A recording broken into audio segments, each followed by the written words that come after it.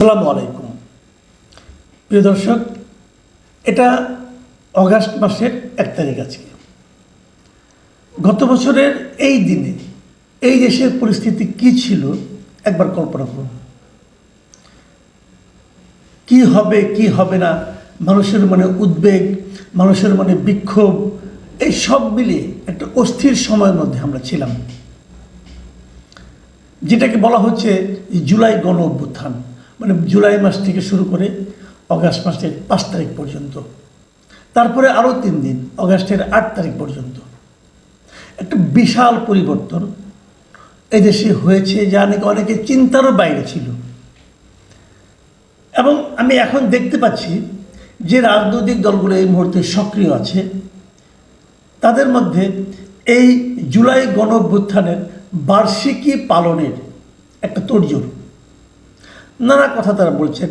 এর মধ্যে আবার জুলাই সনদ, জুলাই ঘোষণা, সেগুলো নিয়েও একটা আলোচনা হচ্ছে, চাপ দেওয়া হচ্ছে সরকারকে। এসবই আপনারা জানেন, সেগুলো নিয়ে আমরা আলোচনা করবো, আরও 2-1 দিন হয়তো করবো আমরা এই আলোচনাগুলো। কিন্তু এই মুহূর্তে যে বিষয়টা আমি বলতে চাই সেটা হলো, আমি যেন একটা কম্পিটিশন দেখছি সবার মধ্যে, যে এই জুলাই আন্দোলনের ক্রেডিটটা আসলে কার। এই ক্রেডিটটা নিজের কুক্ষিগত করার জন্য সকলের মধ্যে একটা প্রতিযোগিতা আমরা দেখতে পাচ্ছি। এবং আমার বিবেচনায় এটা একটা অপ্রয়োজনীয় প্রতিযোগিতা। কিন্তু আমি কি বিবেচনা করি কি করি না সেটা তো ইম্পর্টেন্ট না। ইম্পর্টেন্ট হলো ওনারা কি করেন সেটা, এবং ওনারা কি করেছেন সেটা নিয়ে আমরা কথা বলতে পারি।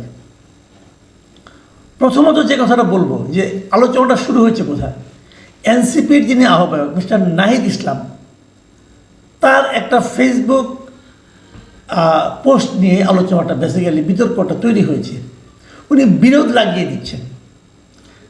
যেমন উনি মির্জা ফখরুল ইসলাম কয়েকদিন আগে, এর আগে দিন কয়েক আগে প্রথম আলোতে একটা ইন্টারভিউ দিয়েছিলেন।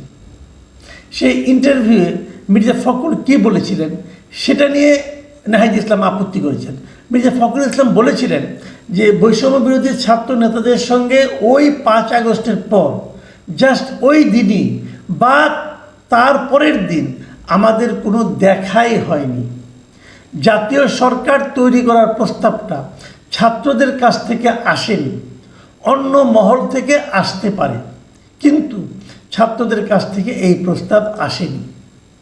মানে ওই সময়, গত বছরের ওই সময়ে জাতীয়, মানে 5 তারিখের পরে শেখ হাসিনা দেশ ছেড়ে চলে যাওয়ার পরে একটা জাতীয় সরকার গঠনের প্রস্তাব এসেছিল, আলোচনা হয়েছিল। এবং ছাত্ররা তারা পরবর্তী সময় যারা নাকি দায়িত্বে ছিলেন এবং যারা সামনে চলে এসেছিলেন, তারা বলেছিলেন যে সেটা নাকি বিএনপি গ্রহণ করেনি।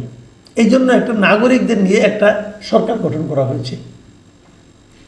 এই ব্যাপারে মির্জা ফখরুলের এই বক্তব্য যে না, ছাত্রদের কাছ থেকে কোনো প্রস্তাব আসেনি এবং তাদের সঙ্গে তাদের দেখাই হয়নি। ঠিক এই বিষয়টা নিয়ে 31 তারিখে দুপুর 12:11 নিজের ভেরিফাইড ফেসবুক পেজে নাহিদ ইসলাম একটা পোস্ট দেন। মানে গতকালকে কথা বলছি আমি। তিনি লিখেছেন যে বিএনপির মহাসচিব মির্জা ফখরুল সম্প্রতি একটা সাক্ষাৎকারে বলেছেন জাতীয় সরকারের কোনো প্রস্তাবনা ছাত্রদের পক্ষ থেকে দেওয়া হয় নাই, অন্য কোনো মাধ্যম থেকে এসেছিল। তার এই বক্তব্যটি সত্য নয়। তবে মির্জা ফখরুল যে কথা বলেছেন সেটাকে অসত্য বলে অভিহিত করছেন নাহিদ ইসলাম, এবং নাহিদ ইসলাম নিজের মতো করে ব্যাখ্যা করছেন। এবং তিনি কি বলেছেন শুনুন আপনারা। তিনি বলেছেন 5 আগস্ট রাতের প্রেস ব্রিফিংয়ে বলেছিলাম আমরা অন্তর্বর্তীকালীন জাতীয় সরকার করতে চাই।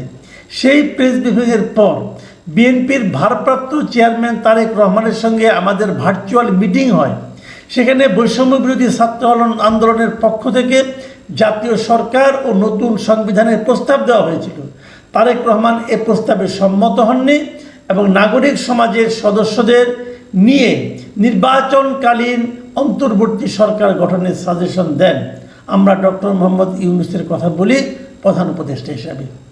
এবং নাহিদ তার পোস্টে আরও বলেন 7 আগস্ট ভোরবেলা বিএনপির মহাসচিব মির্জা ফখরুলের বাসায় আমরা ওনার সাথে অন্তর্বর্তী সরকার ও উপদেষ্টা পরিষদ নিয়ে আলোচনা করি। দেখুন, 7 তারিখে মির্জা ফখরুলের বাসায় তারা মিটিং করেছেন বলে নাহিদ ইসলাম দাবি করেন। আর মির্জা ফখরুল বলতেছেন যে 5 আগস্ট বা জাস্ট ওর পরের দিন, ওই দিন বা তার পরের দিন তাদের সঙ্গে তাদের দেখাই হয়নি। দুটোই কিন্তু সত্য হতে পারে কী হবে? মির্জা ফখরুল বলেছেন 5 আগস্ট এবং তারপরের দিন মানে 6 আগস্ট পর্যন্ত দেখা হয়নি, কিন্তু 7 আগস্ট দাবি করছেন যে নাহিদ ইসলাম দেখা করেছেন ওনার বাসায়, মির্জা ফখরুলেরই বাসায়। তো দুটোই কিন্তু সত্য হতে পারে, কিন্তু এটা নিয়ে কিন্তু কোনো আলোচনা নাই। আলোচনা যেটা হচ্ছে সেটা হলো যে পরস্পরকে দোষারোপের একটা প্রবণতা আমি দেখতে পাচ্ছি। পরস্পরকে অসত্য বলেছেন, এরকম মানে মিথ্যা বলেছেন, এ ধরনের একটা মানে অভিযোগ করার আমি প্রবণতা দেখতে পাচ্ছি। মির্জা ফখরুল কিন্তু পরবর্তীতে মির্জা ফখরুলকে জিজ্ঞাসা করা হলে, নাহিদ ইসলামের এই বক্তব্য জিজ্ঞাসা করা হলে মির্জা ফখরুল কিন্তু সরাসরি প্রথম আলো পত্রিকাকে বলেছেন যে নাহিদ ইসলাম যে দাবি করেছেন সেটা ঠিক নয়, বললেই তো আর হবে না। জাতীয় সরকারের ব্যাপারে আমাদের দল থেকে কোনো কথা বলা হয়নি, তারেক সাহেবের সঙ্গে তাদের কথা হয়েছে কিনা সেটা আমার জানা নাই। তো এই হলো অবস্থা, মানে এমন একটা বিষয় নিয়ে তারা বিতর্কে জড়িয়ে পড়েছেন যেটা নিয়ে বিতর্ক করার কোনো প্রয়োজনই নেই। মানে ছাত্ররা জাতীয় সরকার করার প্রস্তাব দিয়েছিল, বিএনপি সেটা গ্রহণ করেনি, তো সমস্যা কি হয়েছে? সমস্যাটা কি হয়েছে? জাতীয় সরকার হলেই কি সব সমাধান হয়ে যেত? বরঞ্চ আমি তো মনে করি এই প্রসঙ্গটা জাতীয় সরকার করা দরকার ছিল কি ছিল না, এই প্রসঙ্গটা এখন এসেছে কেন? এই প্রসঙ্গটা এখন এসেছে নাগরিকদের সমন্বয়ে ডক্টর ইউনূসের নেতৃত্বে যে সরকার গঠিত হয়েছে সেই সরকারের ব্যর্থতার কারণে। সেই সরকার ভালো কিছু দেখাতে পারছে না, সেই সরকার ভালো কিছু করতে পারছে না, সেই সরকার একটা শান্তিপূর্ণ নির্বাচনের ডেট পর্যন্ত ঘোষণা করতে পারছে না। সেই সরকার সংস্কারের নামে অপ্রয়োজনে সময় ক্ষেপণ করছে। এই সমস্ত ঘটনার প্রেক্ষিতে সাধারণ মানুষের মনে একটা যে প্রশ্ন উঠছে যে এইভাবে সরকারটা গঠন না করলেও হতো। এই জন্যই কিন্তু এই দায়টা এড়ানোর জন্য ছাত্ররা বলতে চাচ্ছে যে আমরা কি জাতীয় সরকার করতে চেয়েছিলাম। জাতীয় সরকার হলে এর চেয়েও খারাপ কিছু হতে পারতো, অথবা হতে পারতো না, আমি জানি না। তারেক রহমান সাহেব কী ভেবে বলেছেন, এবং তারেক রহমান সাহেব যে কথাটা বলেছেন যে জাতীয় সরকারের দরকার নেই, এই বক্তব্যটা যে ভুল তাও তো আমি মনে করি না, ঠিকই তো আছে। আপনি জাতীয় সরকার করলে তো এটা দীর্ঘমেয়াদী থাকার ব্যাপার হতো এবং আরও হাউকাও লাগতে পারত। বরঞ্চ যদি এই সরকারটাই ঠিক সময় নির্বাচন দিয়ে দিত, যদি এটা নিয়ে নির্বাচনকে প্রলম্বিত করার কোনো প্রবণতা না দেখাতো, সেটাই কি সবচেয়ে ভালো হতো না? সেটাই হতো। কিন্তু আমার কাছে মনে হয়েছে এই বিতর্কটাই আসলে